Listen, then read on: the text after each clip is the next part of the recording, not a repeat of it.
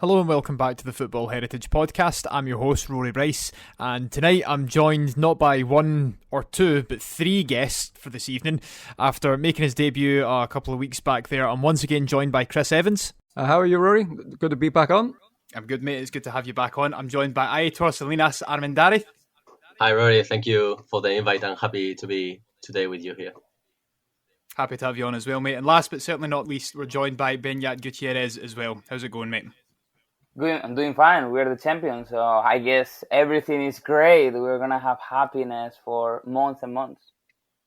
Absolutely, and that's the best introduction to the episode we could have asked for.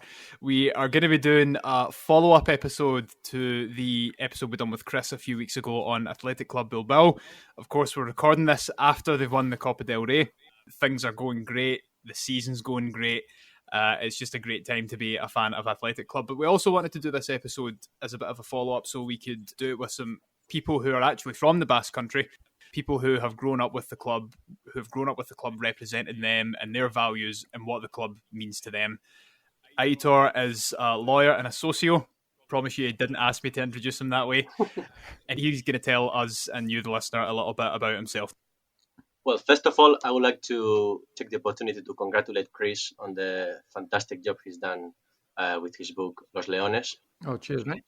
You know, my girlfriend, she's English. She's half Leeds fan, half Athletic fan, although I'm working on it at the moment. She works in the publishing sector for a big publisher, and she's reading it at the moment. And she asked me, please, to congratulate Chris for the book. Oh, cheers. Thank you very much. And yeah, I mean, I said that please introduce me as a lawyer because I'm not just a lawyer. I'm a lawyer for the company that designed the new San Mamés. So they designed the architecture and engineering works. So we know how athletic is. They have some participation in the project in San Mamés. They are very proud, of course, of the work done. And yeah, I mean, thank you again to have this chat about what we feel most passionate about, that is athletic, of course. Very, very interesting and absolutely entrenched in athleticclub and the different things surrounding it, particularly with the company that designed San Mamés. That's just such an intriguing narrative that's around that as well, and the fact that you work for them too is really, really fascinating. But we're also joined by Beñat Gutiérrez, who is a podcast host and a socio. Beñat, please tell us a little bit about yourself.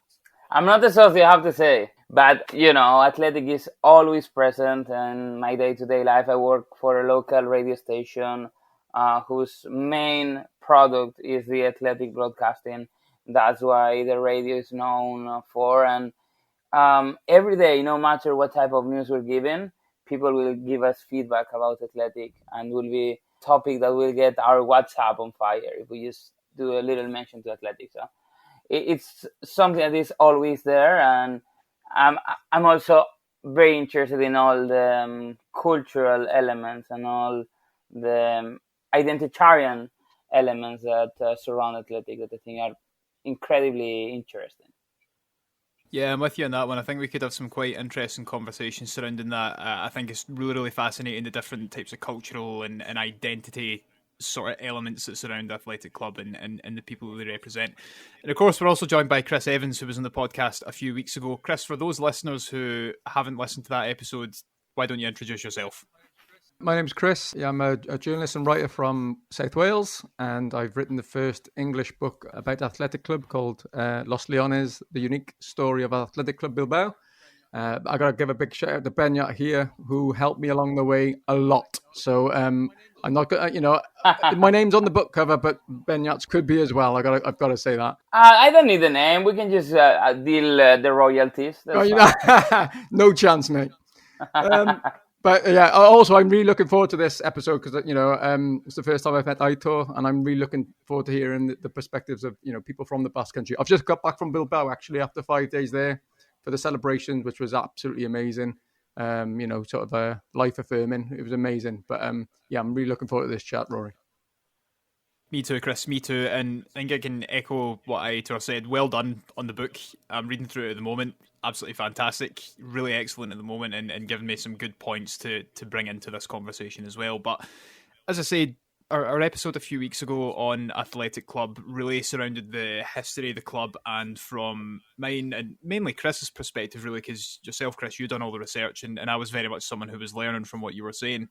It was really around the different heritage elements and identity elements that surround Athletic Club, kind of and through the lens of this Basque-only signing policy, or La Cantera. But we wanted to do a follow-up, and we spoke about it quite quickly after it, where we speak to fans of Athletic Club, where we speak to people who grew up in the Basque Country and speak to them about what the club means to them and how it's represented them growing up, I suppose. And that's really what this episode is going to be all about. It's going to be the fans' perspective of supporting Athletic Club Bilbao. And we've got a few kind of interesting topics of conversation, and a few more sort of general ones, I suppose, where, it's kind of like a wee bit of a guidelines, because it's quite a difficult subject to talk about in some ways, and it's quite a difficult thing to nail down when you think about it, because we're discussing things that are really kind of thematic and intangible, as opposed to anything that's actually, kind of there and present and things that you can see. So I suppose that the kind of big thing that was on our minds, and a really, really interesting point, is Athletic Club truly the representative club of the Basque people? Start off with a nice and easy one. Well, if I can start with this, it's true that the Basque Country is a complex nation. It's a complex nation. It's made up by, could say, 7 different historic territories. In Basque, we call them herrialdes, and they also have a very strong regional identity. In fact, let's say territorial governments of these different territories were previous to the Basque government. So it's necessary to understand that there is this strong identity within the Basque Country in each territory, and of course, rivalries also between them, also in the sport field. But of course, myself, I'm an athletic fan because, first of all, of course, I love football. Athletic is the football team of my city, of my home city. But you cannot understand the attachment that Athletic somehow has with the people, not only in Bilbao, in Biscay, but in the whole Basque Country, and also in some other parts of Spain, where there are many, many fan clubs and fan bases, with the policy that it's basically the athletic policy is the cornerstone of its identity and of its aim to represent the Basque Country. You could also somehow tell that Athletic sometimes has taken the role of an alternative Basque national team. While the Basque national team has been actively forbidden, Athletic, with his unique policy, has tried to take that role. Does it represent the whole Basque Country? Is the best? I think is the best representative. Of course, is the biggest club in the nation. Is the club that has most fans.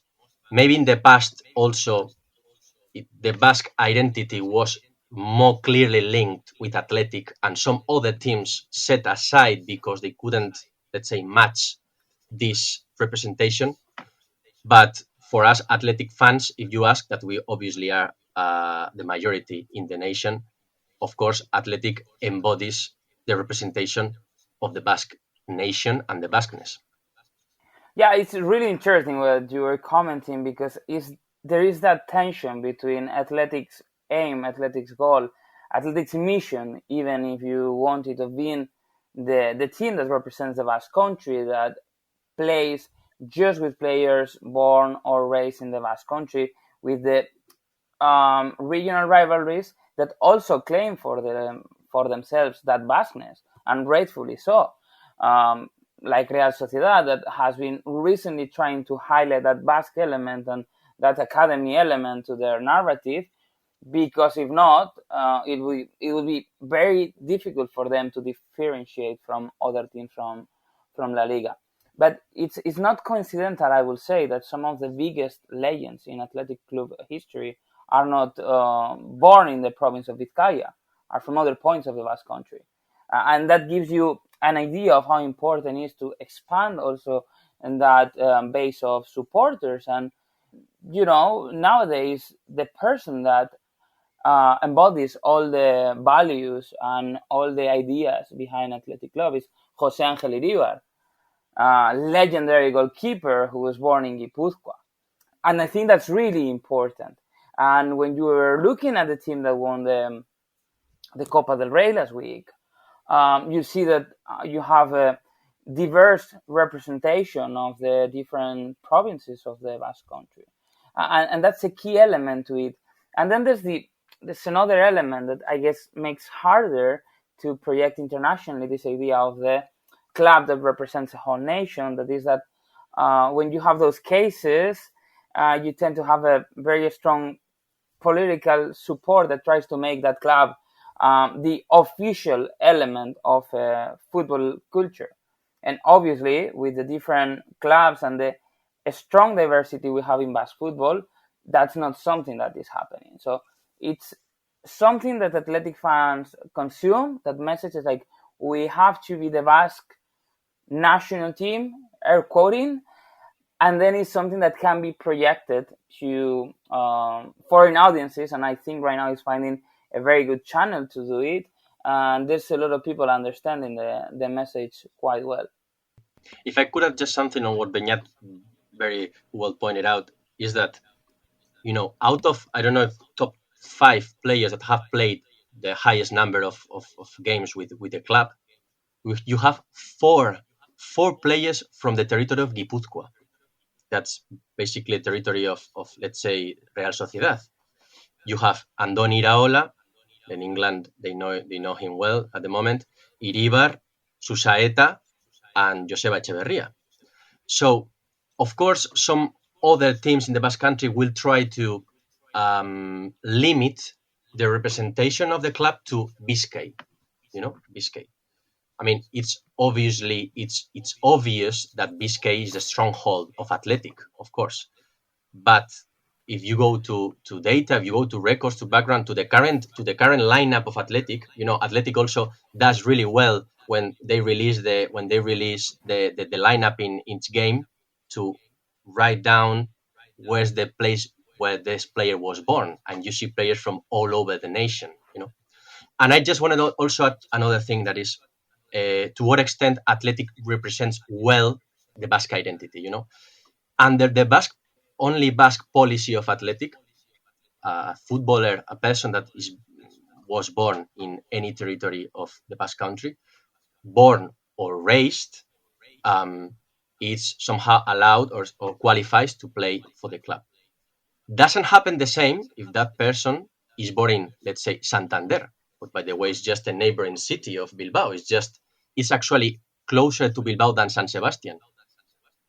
From an athletic policy perspective, a football player for Santander has the same treatment as a football player from, let's say, Brazil or France. They are foreigners. You know what I mean? This is very important because currently, the Basque policy covers what is called Euskal Herria, what in Basque means the territory, the land of the Basque language. Of course, there are some political movements that try to make out of this territory a political reality, but of course, it's a cultural reality, cultural territory. Some in some parts of Spain, even in some parts of the Basque Country, there are some minorities that even deny the existence of this territory. They say that Euskal Herria doesn't exist, the unity of the seven provinces. So, at this time when we have so many, especially from outside of the Basque Country, where they would plainly say, no, Euskal Herria is an invention. What is the main element that ensures that the Euskal Herria is a reality? Well, the Basque policy of Athletic. Yeah, and that kind of brings it full circle, because you said it's the cornerstone, and that's what gives it the identity, and that's what people latch onto. And those are both fantastic answers, and we've covered so much. And the reason that I wanted to touch on it firsthand was, as I said, I was reading Chris's book earlier on, and there was a few quotes in particular that were quite scathing about athleticclub being the representative of the Basque nation. And of course, that's never going to be the case, because, as you said, it's a nation made up of 7 different regions that have all at one point fought against each other. The football clubs will do the same, and they will represent different people. but this person was particularly scathing about it, almost making it seem as if Athletic Club were doing it quite arrogantly or making it out as if they were something that they weren't. And I did like how you included it though, Chris, because it gives a bit of another viewpoint, and of course it's important that we both have this balance to it, but I'm not entirely sure it was an argument that I bought particularly. No, and to be honest, I wanted to balance things up, and obviously Phil Ball has written a great book in Morbo about the history of Spanish football. He does go to town on Athletic, to say the least. But I do think a lot of it is with Phil is tongue in cheek. I think he enjoys, what the winding up element, but I also do think he means it a lot. And when I was putting his quotes in, I thought I'm going to have some reaction to this, even though it's not me saying it. And I was quite prophetic. I've had a lot of people message me saying, "Why have you put this in? This is harsh. This is, this is nonsense." But that's what it's there for. And I'd be keen to know what Beñat and Aitor think of Phil's quotes, because I think I can probably predict what they're going to say, but I quite like to hear what they're going to say. There's this obvious tension that I understand, and this is like when you look at the international stage, actors are gonna behave depending on the position they are, and Athletic has to try to maximize the capacity to sign Basque players, because has a restriction that doesn't allow the club to go farther and try to solve a roster problem just going to the international market.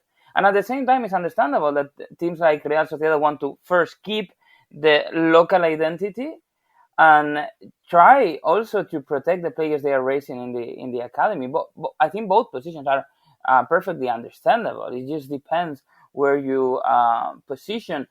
There's also sometimes, I think, a little bit of blaming on Athletic in the Real Sociedad environment of the decision they made of signing foreign players, because basically the narrative they build or they use is that they were forced by Athletic to sign foreign players because Athletic was getting the good Basque players and they could not compete economically.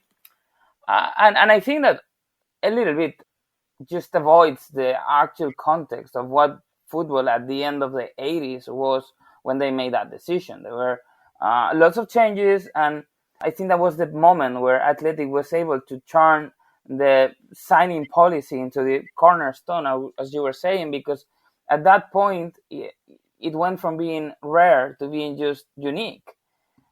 Like you have a period of time that even if the balance of titles was really one-sided for Athletic, at least historically, both clubs were relying on Basque players, let's say from the 60s to the 90s. Once Real Sociedad decides to sign foreign players, I think Aldrich is 89-90, if I'm not wrong. Yeah, I think 89, yeah, I think you're right. That gives Athletic the chance to build this unique identity with the biggest competitor Athletic had in the Basque football changing towards something that is just more common, more globalized. Athletic could just raise this profile of we're the team that just plays with Basque players. That until that point, it wasn't that rare or it wasn't that strange because most clubs were relying on local players. And at the same time, also makes sense if you look at the 90s that Athletic just shifted towards this emphasis on the filosofia, because it's a time where there are no titles. You cannot appeal to that successful past the club had. So what's defining you? It wasn't titles, because in the state of football in the 90s and still today, even if the miraculous victory came in the Copa del Rey, it's hard for a club like Athletic to win regularly. So that gave Athletic an identity. It's like, we don't need to win every week. We don't need to win a title every year, because we're doing something that probably, at the end of the day, is more relevant. It's closer to people's experiences. It's probably, it means more to people to see their neighbor reach the first team rather than winning a league every 5 years. And I think that was the key to shift the narrative, because obviously Athletic's identity has been shaping for years and years, and many times doing it in contexts that were belligerent and aggressive, and other times just responding to external pressures. I mean, I also think that already back in that time in the late 80s, even if Real Sociedad, what by the way, I wanna clarify that I have huge respect for Real Sociedad because it's an amazing club, a big club also of Spanish football with amazing achievements, and currently is doing really well in the last years, and it's a really decent competitor for Athletic. But it's true, I think that already by that time, Athletic already had players from all over the Basque Country, while Real Sociedad mainly from Guipúzcoa, let's say, mainly from Guipúzcoa. Also, you have. I think it's important to understand. By back that time, there are testimonies of people saying, especially from rural areas of the country. I mean, during the 60s, 70s, well, maybe 70s is too late, 60s, 50s, saying that, Real Sociedad, what mainly the translation is Royal Society, with the symbol of the crown, with what it means, for a Basque, what it meant back then didn't appeal to him that much as opposed to what Athletic was. And as an anecdote, I would like to add, for example, in my case, in my family, my granddad, Aitachi in Basque, that is what we use in the Navarrese dialect in Basque to call granddad. He wasn't a big, let's say, football fan, but he was an Athletic fan. He was from Pamplona, Navarra. In Navarra, they have also a very strong identity of Navarre, very strong identity of Navarre. He would say that he was an Athletic fan because Athletic was the club that best represented Navarre. Why? Because while Osasuna maybe had in Steam at every match in the lineup maybe 3, 4, or even sometimes 2 Navarrese players after all the signings, Athletic would line the most number of Navarrese players from all over the geography of the territory, So he would say that Athletic was the most Navarrese club in the league because he would have the most number of Navarrese players, So I think also maybe of course Osasuna is also a very strong team in Navarre. It has the highest number of fans, of course, but there's also a very important athletic community also in Navarre. Yeah, I mean, it's fascinating hearing all of this. It's fascinating for myself as well, just following on from the conversation that I had with Chris. Obviously, we knew that the identity was strong, but to hear it from yourselves and to just hear how strong those identities are, particularly amongst the different regions within the Basque Nation, is incredible, and it's really, really fascinating. But you're right. And, again, although we know there are different football clubs within the Basque Nation and they represent different peoples, still football, there's still rivalries, and as you said, Chris, Philip, a lot of the stuff he says is quite tongue-in-cheek, even if it does come across as quite scathing, but it's still a rivalry. For an example, I remember when the Lionesses won the Euros, I was speaking to people about it, and I was like, anyone but England, and they were like, oh no, but it's a great achievement for women's football. I was like, yeah, it is, but I'm Scottish, so... No, sorry, yeah, I'm with you, Rory. I can recognise that this is a great achievement while still not wanting it to happen. That's just football. That's rivalry for you. Same with, all this stuff about, if Rangers are in Europe, do you want them to do it? No, I don't want them to win anything. And I'd imagine a lot of other football fans are the same if they're a fan of Sociedad or Athletic Club. Aitor, you said it perfectly. You can have respect for a rival club, and I'd imagine that within the Basque Nation there is a lot of mutual respect amongst the clubs, but there's still got to be a rivalry because that's what football's about and that's what gives us our passion.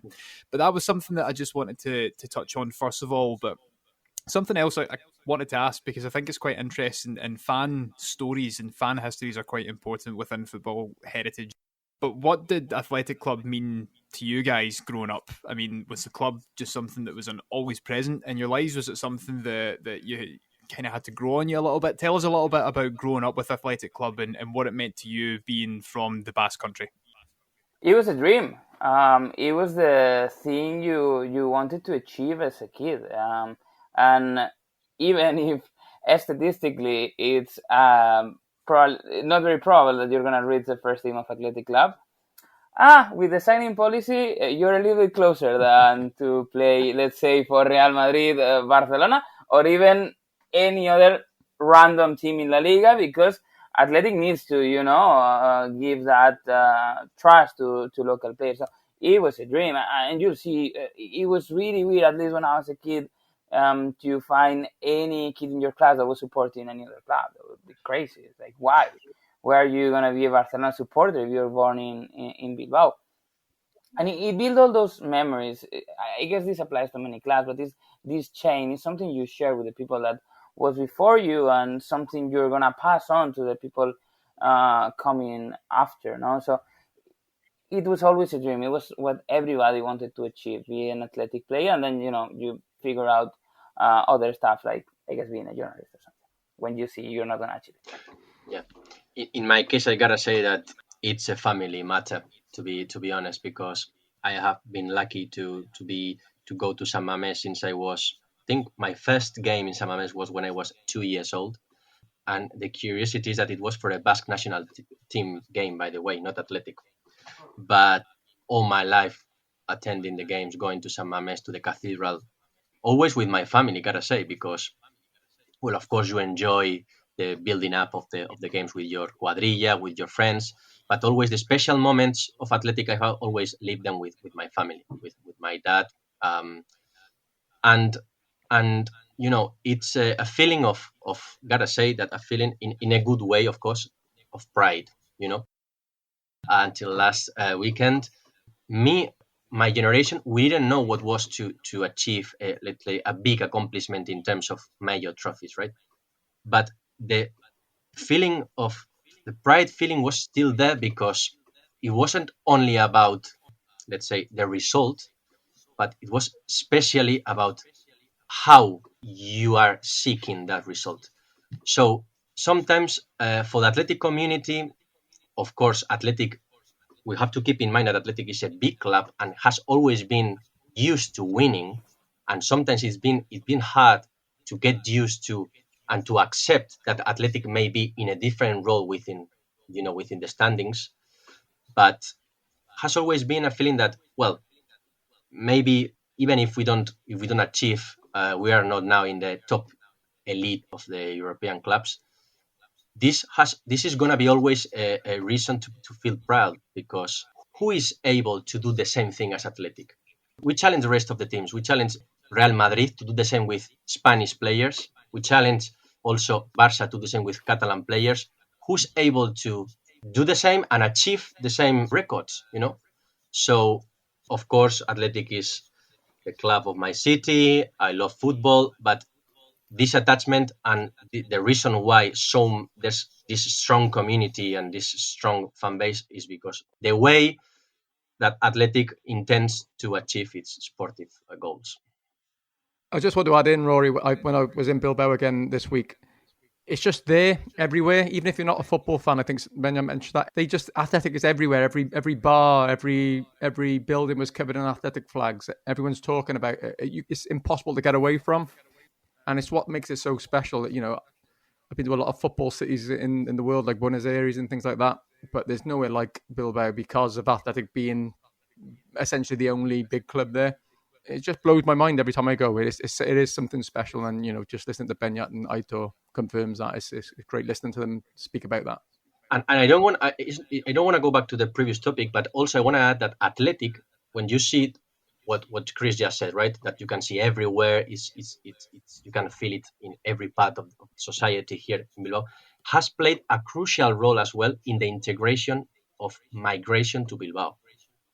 Athletic has been a key element in the integration, what, by the way, hasn't happened the same in other parts of Spain. For example, in Catalonia, Athletic, especially in the 60s, 70s, there was a big, let's say, a big movement of migration from southern Spain, especially other parts of Spain. And Athletic has played a key role in inserting those new people coming to Bilbao, not only in Bilbao, of course, but in the Basque Country. Why? Because when they moved to Bilbao and they had their kids, they were allowed to play for Athletic. They were part of the community. Once they were established in Bilbao, they were part of the philosophy of how Athletic understands the Basque Country. And I think also, and I think I could witness this in the celebration last week, this is happening again with a new, different type of migration. But this is happening again, and you can see people from all over different backgrounds with their athletic jersey. And I think this is also a really strong, a very beautiful contribution of athletic to the Basque society. Well, if you think about it, you can see it on that celebration. You could see how athletic reflects the migratory moves or waves in the history of the Basque Country, because you had Ernesto Valverde, who was born in Cáceres. His family moved to the Basque Country really early on. It shows you what was the migratory trend at that point, and then you see the Williams brothers as representatives of, even if both are born in the Basque Country, but and their family came just through a very, very rough path, and they represent what is a first generation Basque and what was the most recent migratory waves in the Basque Country. So even in the current team, you have the manager and you have two players that represent what the changes have been in the Basque Country demographic and the different profile of migrants that have come here, but that in both cases have been welcomed in athletic as parts of the team and part of the community. And eligible to play. Yeah. That's the most important bit. Eligible to play and represent the colours of the club. I think that's really important what you've both just mentioned there, that this integration effort it's mutually beneficial, because it's a way for the club to still be able to have, the players of the future and the next generation of stars coming through. But these people who have been displaced, for example, or who are moving to a new city, it gives them a way to integrate peacefully and nicely and in a way that isn't violent or aggressive, or they're being welcomed, because this institution that exists within the city and within the wider Basque Country is helping them do so. It's like Ireland in many ways. I mean, there's so many players within the Irish national team who have African heritage, who have Caribbean heritage. They've got heritage from all over the world, and that's part of them tapping into this Irish diaspora, and how Ireland also helps with migrants and displaced people sort of assimilate into their country as well. So, there's other similarities there too, and it's a really, really fantastic thing when it happens. Just to come back to something that you said, Aitor, that I thought was a fantastic concept as well. It's not about the act of winning, but it's how you go around winning the thing that I think is very important as well. And it's something that's important to a lot of football clubs, because it's all well and good winning something, that's great. But if you win in a way that's maybe, considered cheating, or it's, a little bit smash and grab, or a bit sleek it, to use a Scots word, you want to show that you're working hard for the victory. You want to show that you've overcome this sort of hardship and this sort of struggle by any means necessary, and you want to go out and you win the game. So it's more about the pursuit of the win and what you do to win the game, as opposed to, the act of lifting the trophy, which at the end is a bit of a bonus, really. 100%. And also adding what I said before, that Athletic is a club that historically has been used to winning titles. The records of the club, the trophies are, well, it's basically I think it's at the top 10 of European clubs, highest number of trophies. But, it's about this feeling of being able to not only, while keeping, of course, this winning attitude, and this ambition to winning, like this policy is not an excuse. It's never has been an excuse. And Athletics' aim and ambition has always been winning and being champion. But at the same time, as you just said, the means or the not only the means, let's say the reason why, what's behind what you represent, and that's what makes special Athletic. And again, if you ask me why I feel that passionate about Athletic, it's impossible not to include this bit about Athletic in the answer. No, I completely agree with you. I think it's such an important factor to football and behind football clubs, especially big football clubs. Yes, it's good winning, but what's the reason behind it? What are you representing for your people and your supporters? What is it that they are going to enjoy that goes beyond you being a football club? I think these things are all very, very important, and they all tie into the identities of fans and supporters. And for clubs like Athletic, there's that extra layer, and it's a big layer as well, because there's so much strong identity and heritage tied to it. Of course, we've talked a little bit about the signing policy, and it's been weird because over the years there's been some sort of inclinations and some kind of mentions that it might be getting changed. But one thing it seems to be being discussed, let's say, is that it should include the Basque diaspora, particularly in South America. But of course, there's some people that maybe don't want it to change. Other people see it as being quite progressive. What's your guys' thoughts on the signing policy being changed to include the diaspora, at least to begin with?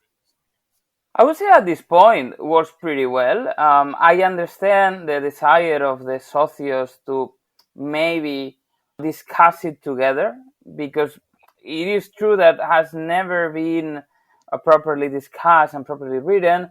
The version of the signing policy that we have now, which is signed, was just written in the website and then became the standard version of it. But I would say it's quite open, considering the current state of the war, to open the doors of Lezama to those players that could be considered part of the Basque diaspora. If a player is really good at the ages that players are really good now, like you know if a 15-year-old is on the path to be an international star, there are ways to bring those kids naturally to the Basque Country without having to change what the current signing policy is. Because if not, the problem is that you as Athletic end up having to decide who's Basque, and that's really difficult. I'm saying this because Chivas faced a dilemma like this, mostly with players that were from Mexican heritage, born and raised in the US, and they had an easy solution. They were like, okay, are you eligible to hold a Mexican passport? Well, you can be signed. Maybe there's a Chivas fan that can correct me, but I think that's the solution they came up with. That's harder for the Basque case because we don't have an state. Sometimes half jokingly, but not at all jokingly, I say that the solution for this dilemma is independence. Once we have our own state, we have our own passports, we know who's Basque, who has a Basque passport. And that's it. That's easy. But until that, I think it's a slippery slope to open the door to redefine the signing policy, because at this point, I think serves really well to the interest of the club. It gives you those small chances to sign players that not necessarily strictly enter in the philosophy. Do you think, Beñat and Aitor, do you think Athletic winning the Copa del Rey might sort of dampen that any discontent or any ideas of the philosophy being widened? Do you think winning the cup now is proving that Athletic can win major trophies without adapting the policy at all? Well, I think so, to be honest. But I think that what's behind this, in general, different attempts, shy attempts, got to say, to somehow loosen the policy, could be with this thing of the Basque diaspora, could be with also different approaches of different sectors that relate to what so-called, or what they call the global academy. It's you have to understand also how is the Basque society. I mean, what's the core element of the athletic policy is the Basqueness. That's the core element. Different sectors would be also. I honestly think that they are a real minority, and that's why when they put on the table these attempts, they don't do it clearly. For example, they don't go. Athletic is a club; it's owned by members. We hold elections each 4 years. It's not about majority shareholder that can do whatever he wants with the club. You have the chance to present to an election, go with your proposal, and why not? And I would think that also would be the right attitude. Propose to the members to maybe not change, reinterpret the policy, But again, what's behind? To me, the Basque diaspora, it's one phase, but there's also this phase of what I just mentioned with the Global Academy, that is giving importance, let's say, to the training, to the academy bit, instead of that much, what I humbly think it's the national aspect of the policy, So indeed, there are some voices that think that the future could be this global academy where you just sign, let's say, young talents, you bring them to Lezama, to the academy, from all over the world, of course, and raise them and train them to be part of Athletic. But at the end of the day, could be just to have a club like Real Sociedad, like Barça, Villarreal, with, of course, they have really strong academies, but they don't have this element of identity. That is the key part. And of course, what is totally legit to some sectors, they want to loosen this identity aspect. Of course, as a member myself, I say, if you have this proposal, being the Basque diaspora, to be honest, I'm not really in favor, because I understand that, of course, the Basque diaspora is very present in the Basque Country, in the Basque culture, in the Basque movement as well. But at the end of the day, the individual that is representing the club is the player that goes to the field. And that player is the one that has to have the attachment with the policy, not the ancestors. You know what I mean? Because also what Beñat said is not for Athletic to start determining who's Basque, who's not, the granddad, the uncle, it's not about that. And also, I don't want to get legal, but athletic policy has never been included in the club's bylaws, for instance. For example, actually, the current bylaws that were reformed, I think a few years ago, they just include a reference to the tradition, like to respect and to observe the traditional, unique policy of the club. But it's never been written. It's what in legal terms would say custom or tradition as a source of law.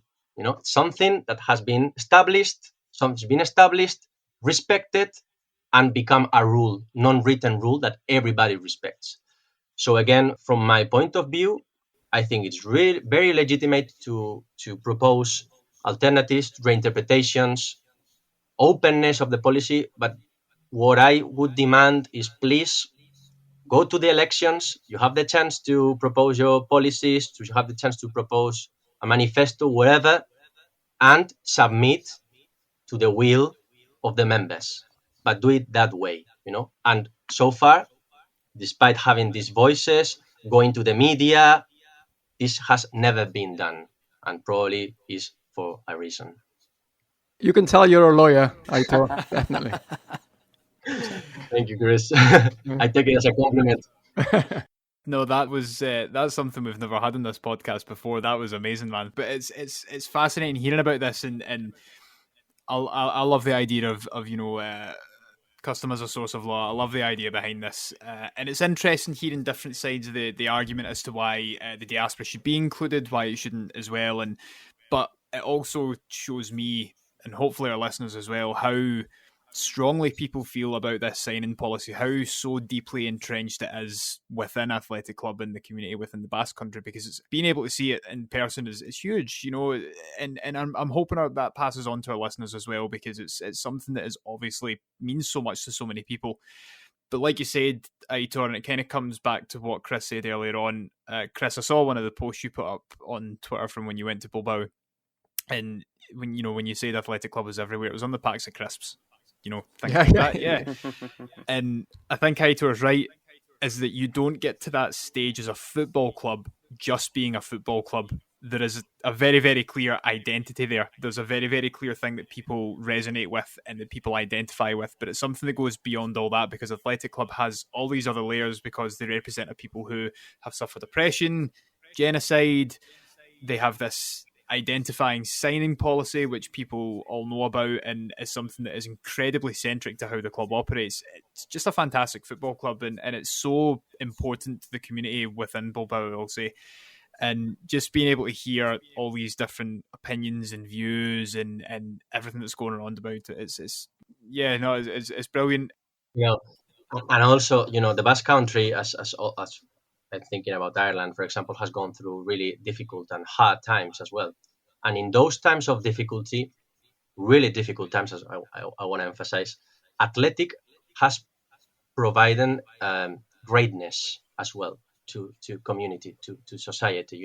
For example, I'm thinking about the leagues of the early 80s when Athletic won the double, and also previous season the league title with Clemente as a coach. During those were really difficult times for the Basque Country, and in those difficult times, Athletic represented also, let's say, way for community to feel proud, to feel great, to feel this greatness of victory, as well. So in very different ways, as said, Athletic has played a key role also in the Basque society in the 20th and 21st century. Fascinating. It's something that you don't really see with a lot, if any, football clubs anymore these days. There are very few out there who do still represent a people, and whose people can truly identify and resonate with what the club is doing off the field as well. It's like when you mentioned earlier what other clubs can do, what Athletic Club have done in terms of the only being able to sign players from a specific national pool, for instance. And what crossed to my mind was, well, Celtic done it in 1967, of course, but we don't have that signing policy. We could have signed other players, but it's entirely different. It's something that is completely different because our Scottish people weren't under oppression. We weren't living under a fascist regime. Do you know what I mean? And there's just so many other elements to it as well. But is there anything else you want to add just before we move on? Just saying that about the fascist regime, of course, that even forced Athletic to change of name and change from being Athletic Club to be Atlético de Bilbao. Imagine. There's an amazing book called El otro árbol de Guernica that could be translated to The Other Tree of Guernica. The Tree of Guernica is almost like a sacred symbol of the Basque liberties, that tells the history of the Basque children refugees that have to go to exile to other European countries after the fall of Bilbao to the fascists, and tells this book, what I had the chance to be told to read at school, tells a moment. There's a scene that tells how these Basque children that were in a I think it was in Belgium, somehow sort of orphan house where they would reside. At some point, the nuns would sew for them a jersey with the red and white stripes, and they would just totally spontaneously they would start playing to football in the playground, and with this feeling of being an athletic player, pass on the athletic with the imagination, of course, imagine themselves, picturing themselves of an athletic player, passing on this athletic jersey between them, so that for some little time they could imagine that they were playing for Athletic. So again, we are talking about Basque refugees, Basque children that went to France, Belgium, the USSR, the UK, Wales, and still at Wales, of course. Yeah, Wales. My hometown of Killeen, we had refugees who formed the great football team as well. I don't know if you know about that. I'll tell you about that afterwards. Well, then take okay. Yeah. Happy to hear about that. I've written an article about Basque Boys AFC. It's on Nation Cymru. Actually, I think about talking about this maybe in a. We had 57 refugee children come to my small village of Killeen in Wales, and the boys formed the football team, and were essentially just amazing, beating everybody around the local area. And one of them went on to become a professional in Spain as well, the goalkeeper, Enrique Garretea, which I think is an amazing story, yeah. But yeah. So again, there you can find Athletic, of course. Yeah, of course, yeah. Again, there you can find Athletic. That's a perfect way to end off that. We've spoken about the identity. You guys have spoken about what Athletic means to you and the heritage that it holds, and it's all been fantastic. But of course, we couldn't finish up the episode without talking about the recent Copa del Rey win. So obviously, the massive build up to this match when Chris and I recorded, especially. I think you said to me pretty much straight away after we'd finished recording, Chris, this episode could be out of date within the space of about 3 weeks because they might just go and win the Copa, So's my book, Rory. Remember that now? That's up the morning point. So I've literally started writing the new chapter for the update. So anyway, yeah. Business opportunity now. The new edition, right? Yeah. The new edition. And of course, I did watch the game and then saw the penalty shootout at the end. But as someone who, that was the first Athletic Club game I'd ever watched, So as someone who had absolutely no context whatsoever, I'm probably not the best person to speak about this. So why don't you guys talk for a little bit about the build up to the game, literally just before the game when you're partying in the streets, having a few drinks, and then the game itself up to the win. Tell us about your Copa del Rey final day. Well, the build-up is clear. It was 40 years without the major trophy in Bilbao. And not just that, it was 40 years plus a painful series of lost finals against Barcelona, against Atletico de Madrid in Europa League, and a very painful and weird lost final against Real Sociedad in the Copa del Rey. Actually, Athletic had the very, very painful record of losing 2 Copa del Rey finals the same year because the COVID one wasn't played. Both were played the same year. Athletic reached both finals and then lost both of them. I think it was within the span of 15 days. So that was incredibly painful. And that was probably more painful than the 40 years itself. It was like, oh, every time we reach a final, this is it. And that explains also the behavior of fans this year that were trying to keep it quiet. The motto in the locker room and on Athletic Twitter was "a lo bajini," like just keep it quiet. Try to avoid the hype of other years.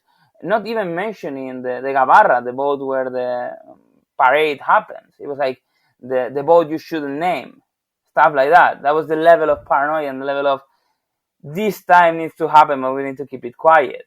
So it was a different build-up, but at the same time, when finally you're facing a team that is not a regular European contender, the pressure was high. Like, I don't know what would have happened to Bilbao if Athletic didn't win the final, honestly. Maybe we wouldn't be talking about this, or it would be actually a history podcast because Athletic wouldn't be a thing anymore. We're like, okay, yeah, it dissolved. It's not a thing anymore. It's been very painful. So it was really needed. And it's the way to give hope and to remember a bunch of generations that never saw Athletic win, that it is possible, that you don't need to change your identity, you don't need to change your signing policy, that still on this fierce modern football, you can keep winning, being true to yourself. Yeah, I completely agree. And also, I mean, the journey to the final has been amazing.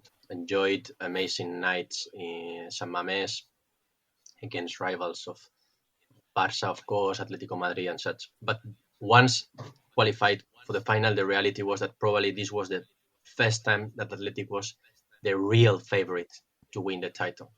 We've lost 6 finals in a row, being the first one of these 6 of this strike of 6 finals in the 1985 I think it was 1985 when we lost to Atletico Madrid.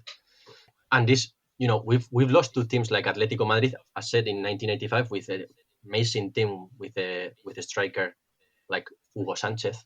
We lost to Guardiola's Barça with the treble. We lost to Luis Enrique's Barça, second treble. Simeone's Atletico Madrid. Real Sociedad, but despite not being a very good, high-quality game, I think that overall in the season, they were the better team. So this was the first time where clearly Athletic had to win, So with following, we try, I think in general, all the fans, we try to follow this "a lo bajini" slogan. But I feel like the truth is that when the date was approaching, the pressure was going high. For example, myself, I have to admit that I didn't actually enjoy the final day because I was so nervous. We were so scared of losing rather than concentrated on winning. Yeah, it's funny that on Twitter you have lots of comments of tweets of fans saying that when the public, the Athletic fans left the stadium, there wasn't, and you know how passionate and how the Athletic fans are, but there wasn't a real feeling of excitement or euphoria, but a feeling of relief.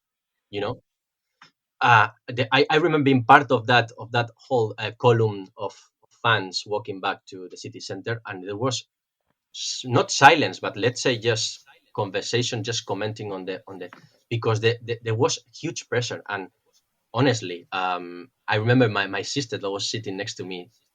This was her first final that she was conscious, because she was very little when in the previous one. She went saying in the middle of the game, saying, "Aitor, I'm not actually enjoying this. I'm not actually enjoying the game. I'm suffering. I didn't know it was like this, you know."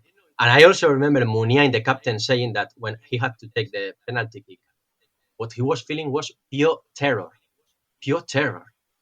He was terrified, with all the pressure.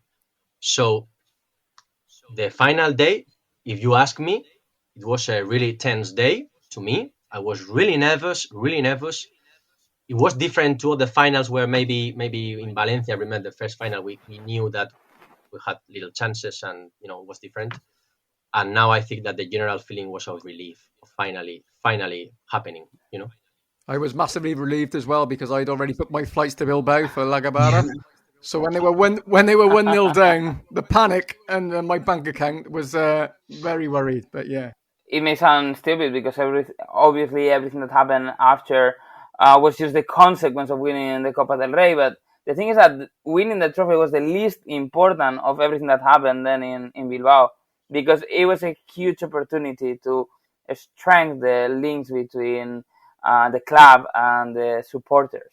And it was a really particular week, very unique, I would say, starting from with the players just going out to party on the street, unannounced on a Tuesday, with music, with people just sending WhatsApp, sending videos, like, okay, I'm joining, and spending a couple of hours with fans just on the street singing all together. And I do think that's way more special than winning the trophy. We can forget, we could just sell on one of those TV shows, the trophy to get some bucks. But all those memories, that's what matters. And it's the same with the Gabarra, with the whole parade. That's what makes people build the link with the club. And seeing that the dream is possible, that people you've seen playing in your local team just make it up the ranks and get to play for Athletic.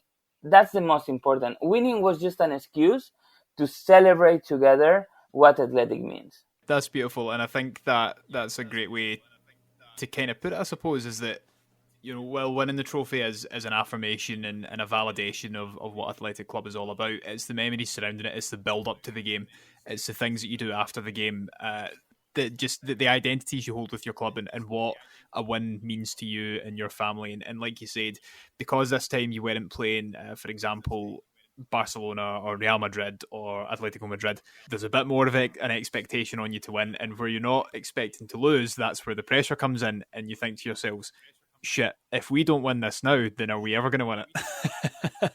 I genuinely think that this victory, this time, it's an opportunity for the club to keep winning, because the problem of Athletic has been that the team has done amazing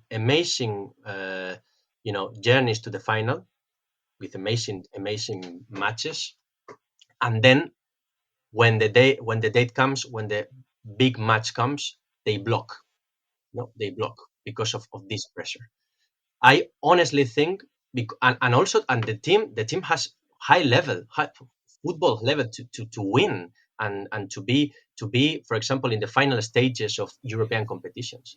And I honestly think that this cup will help the team to, as we just said, to release all that pressure and somehow maybe face the finals to come with a different perspective, and maybe play more as they generally know how to play, and so I think that this is what I hope. I also have hope that this could be a new winning strike, and I honestly think that the club is ready to win more titles in the short term.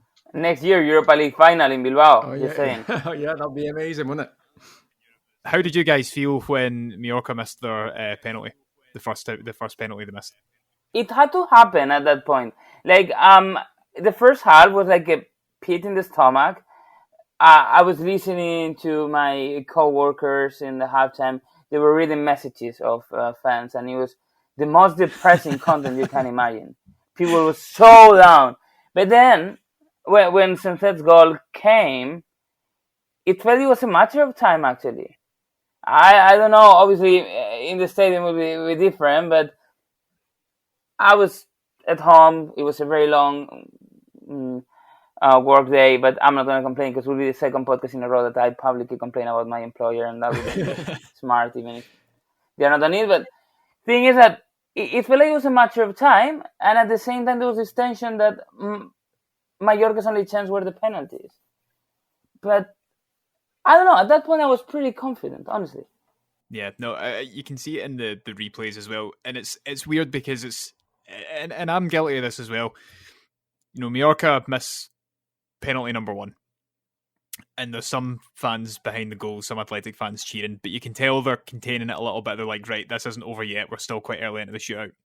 And then Mallorca miss their second penalty, and you see everyone getting a little bit more excited and a little bit more jittery. And then the scenes when the final penalty goes in, ripping his jersey off, running to the crowd. There's players on the pitch crying. There's people just falling all over the place. It was magical, and I think it's something that every single football fan would dream to see, but it's something that's so much more special for fans of clubs like Athletic. I remember I said I was really nervous the whole day, and I remember that these nerves didn't go till Mallorca's goal, because at that moment I genuinely relaxed, because I thought, okay, here we go. This is the never-ending story. I've seen this film 6 times, I think, 5-6 times. You know, I've been in all the finals Athletic has played in the 21st century, so I know perfectly, let's say, that script. And at that moment, I was quite, pessimistic.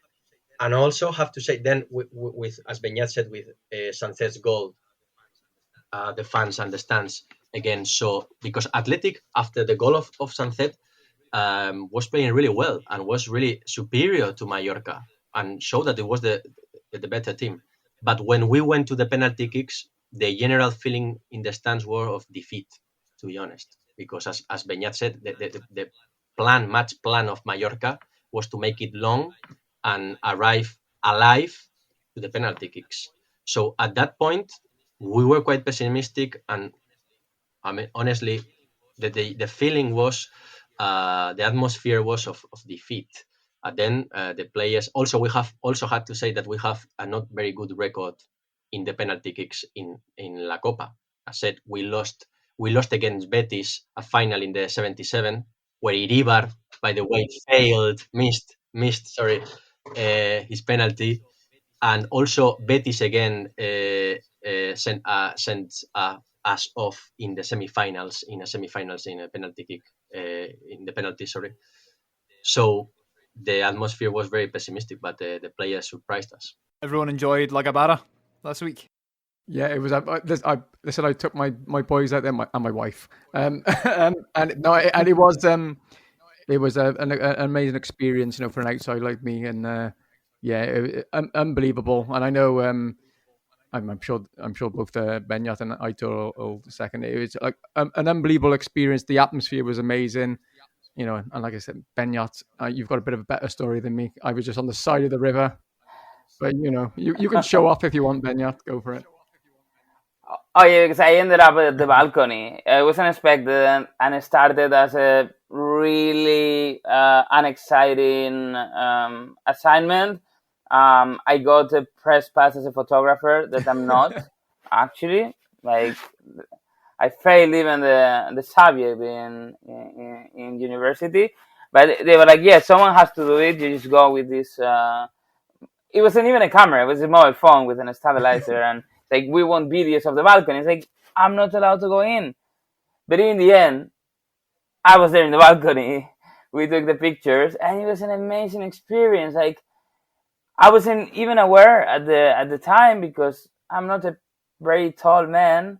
I had all these professional athletes in front of me, and like, I assume there's a huge crowd there, but I cannot see it. And then I was checking the pictures, and I'm like, oh my God, this is a crazy story. I'm gonna tell everyone, and that's what I did actually. The next day, at every conversation I had, casually I mentioned like, so I was actually in the balcony.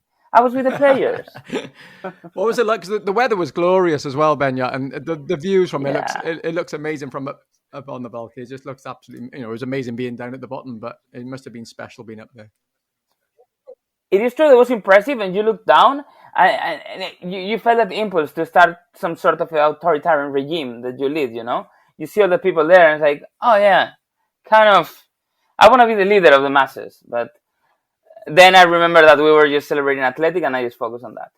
I remember now that what you said. I remember reading on Twitter. I think probably a fan of a rival Basque team complaining that the crowds in Bilbao looked like it was a dictatorship with a unique, with just a single political party. What I replayed? No, you're wrong. This is indeed a dictatorship, but this is with a state religion, not a single party. I had the chance. It's like your terms are acceptable. Exactly. Exactly. I had the chance to see the Gabarra going by the Puente Colgante, Bizkaiko Zubia, because I'm lucky enough to see that the players vote on the Gabarra in my neighborhood in Las Arenas. So that's where they start the route, and probably to me one of the most beautiful spots that is the players crossing or going by the Puente Colgante in Getxo, Bizkaiko Zubia in Basque. But by the way, I take the chance to recommend anybody visiting Bilbao to please go and see. Please. I walked across it 2 days ago, Aitor. There we go with my boys. Yeah, there we go. A very nice area. We can tell you're a lawyer. Did you go up? Yes, we went up. We went. Yeah, we went up and we walked across and then back into Getxo or Arita or whatever. Yeah, so it was. It was. Yeah, the views from the top are amazing. Unbelievable. So there's one in my hometown of Newport, and we always go on about, there's one in Bilbao. And when I was at the one in Bilbao, I was like, right, okay, yeah, this one is a little bit better. It is. But no, yeah, it's amazing. It's a beautiful place. Yeah, so the images were very beautiful with the Gabarra going by the river at the Puente Colgante, and yeah, we enjoyed it. Yeah. It was a bit more calm than in, let's say, Bilbao Center. Yeah, I was in the, is it Campo de Valentin? Yeah. So it was very busy, but it was a great atmosphere, and all the bars were open. You could buy a beer and pinchos and stuff. So it was a great atmosphere.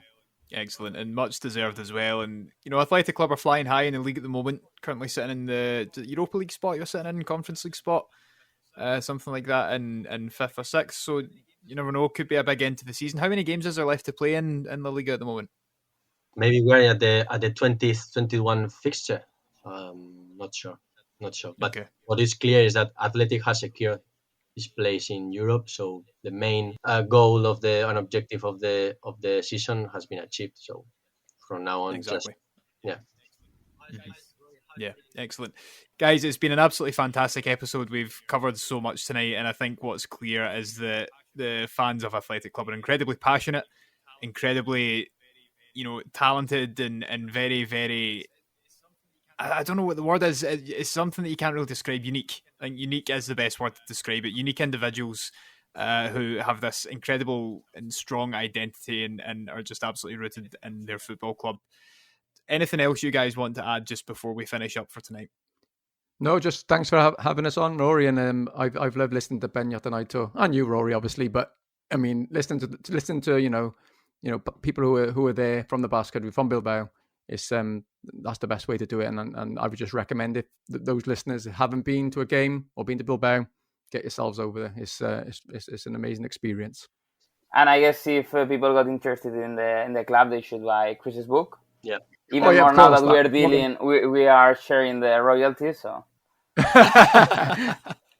Okay. We'll do that. I've already made sure that the book is read in England as well. I think that is an amazing summary of what different episodes of athletic history. And I also think it's very interesting because it also touches on the Euskadi and Basque national team, which we haven't gone through, but it's also a very important part of the Basque identity and related to sports. So I also want to join to that recommendation, Chris' book, because it's amazing. I also enjoyed reading it. I love Basque people. It's a really good one, and I'm gonna say that it's better than the average athletic book. Oh, legend. So I guess I really think it should be translated because you add the perspective that we don't have from Bilbao. Well, if anybody can translate it, please get in touch with me because I'm finding that a struggle at the moment. And thanks for all your kind words. This is why I love Basque people so much. I haven't paid anybody, by the way. Can we just say that? Just before. I will say I think 3 or 4 chapters into the book so far, and I'm very, very impressed, mate. It's been a really, really excellent read so far. And I don't think you mention enough how it is the first book in English that covers Athletic Club. Not enough is being made of that, and I think you need to, promote that element of it a bit more, because for a club like Athletic, which is so amazing, to only have one book written in English and it was published in 2024, it's incredible. Yeah, absolutely incredible, Well, hopefully nobody else does another one now, so, I'm sure they will.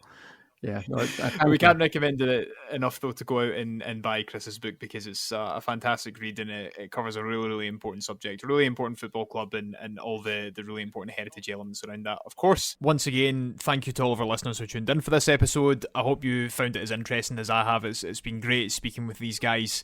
If there's a topic or a subject that you want us to cover that's related to football history or heritage, then please get in touch. It can be anything related to clubs with political identities, fan group identities, the histories of certain clubs, certain stadiums that are dearly missed and contributed to a certain town or place, then get in touch. Anything under the banner of heritage and history, we are more than happy to discuss with you.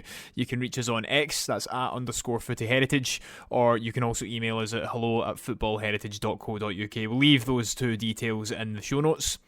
Of course, you can also check out our website, which is where all of our fantastic written content goes, and we're more than happy for people to contribute to that as well. Please check out some of the stuff that our contributors have been putting up. It's absolutely magnificent. But for now, Aitor, say goodbye. Eskerrik asko, Rory, which means thank you in Basque, and au atleti. Beñat, say goodbye. Bye, guys. It was really nice, and I hope this helped more people to understand Athletic and just to pay attention to this unique club.